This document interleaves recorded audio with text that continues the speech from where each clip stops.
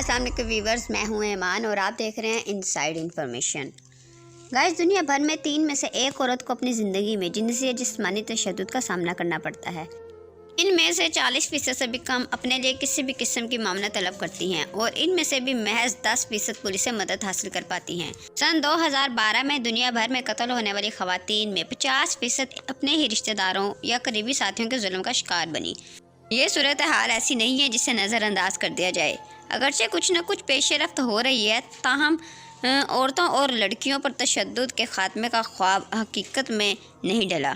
اقوام متحدہ کا UN وومن نامی ادارہ اس مقصد کے لیے پرعزم ہے اور خواتین پر ہونے والے تشدد کو روکنے کے لیے حکومتوں، قومی عناصر، خواتین کے حقوق کی تنظیموں اور سول سوسائٹیز کے ساتھ مل کر کام کر رہا ہے۔ عالمی برادری اس بات پر اتفاق کرتی ہے کہ ایک مستحکم مستقبل اور پائیدار ترقی کے مقاصد یا سسٹینیبل ڈیولپمنٹ گول کے حصول کے لیے عورتوں اور لڑکیوں پر ہونے والے تشدد کا خاتمہ ناگزیر ہے۔ اس عمل کے دوران ہمیں یہ یقینی بنانا ہوگا کہ ہم جبر کا شکار تمام عورتوں کے زخموں پر مرہم رکھیں۔